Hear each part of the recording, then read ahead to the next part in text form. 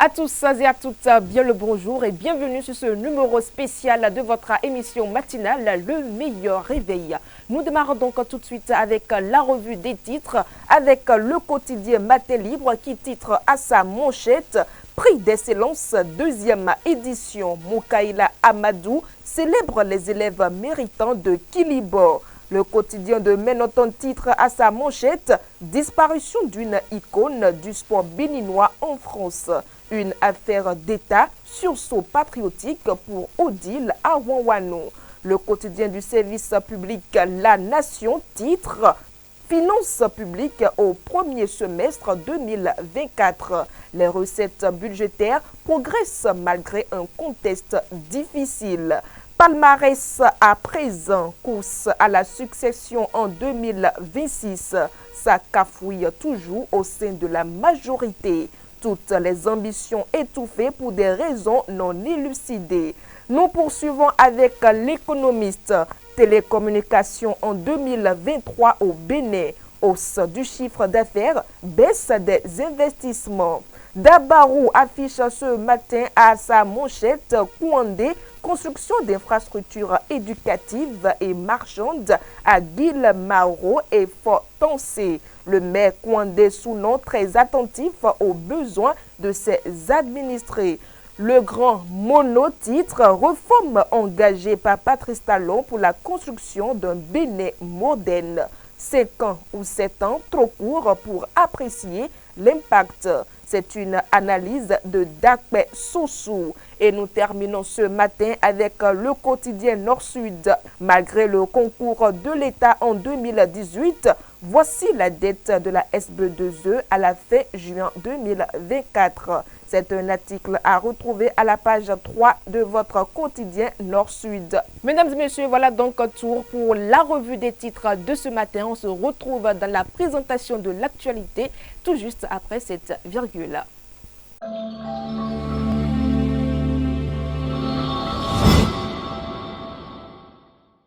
Nous démarrons donc la présentation de l'actualité de ce matin par la dissolution de 3 structures par le gouvernement. Et bien par un décret en date du 31 juillet 2024, le chef de l'État Patrice Talon, la ministre de l'Enseignement supérieur et de la Recherche scientifique et le ministre de l'Économie et des Finances ont prononcé la dissolution de 3 structures qui interviennent dans le secteur de la recherche scientifique au Bénin.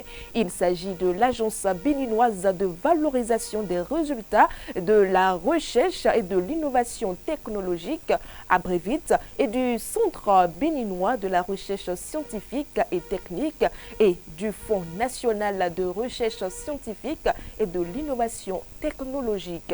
Autre actualité, 3 personnes ont été emportées par l'inondation. Les victimes revenaient des festivités de la Garnie lorsqu'elles ont été emportées par des eaux de ruissellement. Selon les informations rapportées par BIP Radio, le drame a commencé lorsque l'une des victimes a trébuché et a été emportée par les eaux. En tentant de lui porter secours, les 2 autres individus ont également été emportés par la force des courants. Et nous poursuivons avec une autre information. Les auteurs présumés de vol de vivres d'une cantine scolaire à Tchaourou ont été arrêtés. Eh bien, pour rappel, dans la nuit du mardi 10 au mercredi 11 septembre 2024, des individus ont cambriolé et emporté tous les vivres de la cantine scolaire de l'école primaire publique de Gango dans la commune de Tchaourou. Les investigations policières ouvertes après le constat de cambriolage ont permis de mettre la main sur des personnes présumées. Ces présumés cambriolés seront donc présentés dans les jours à venir au procureur de la République près le tribunal de Parakou.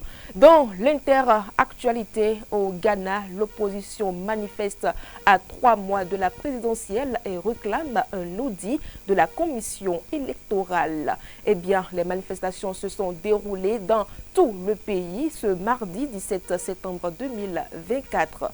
Des cortèges ont répondu à l'appel du Congrès démocratique national, principal parti d'opposition qui accuse la commission électorale de manipuler les listes d'électeurs et exige un audit indépendant avant l'élection présidentielle du 7 décembre prochain. Une demande rejetée par la commission. Aux États-Unis, Donald Trump reprend sa campagne après la tentative d'assassinat. Harris dénonce son discours haineux. Autour du candidat républicain, la sécurité est renforcée. En plus des gardes du corps habituels, des policiers d'élite le suivent au millimètre avec des fusils d'assaut et des gilets pare-balles.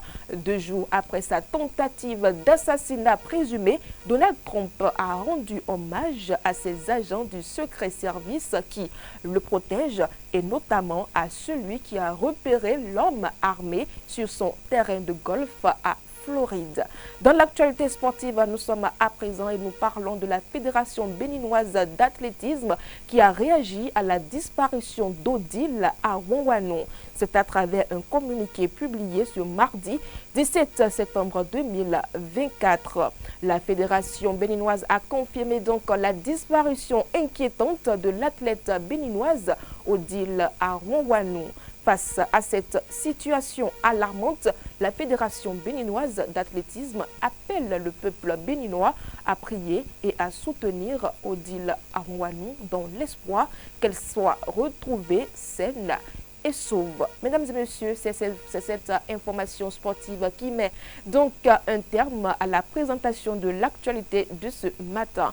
Tout juste après la pause publicitaire, nous allons retrouver Patrice Ayonton dans la météo.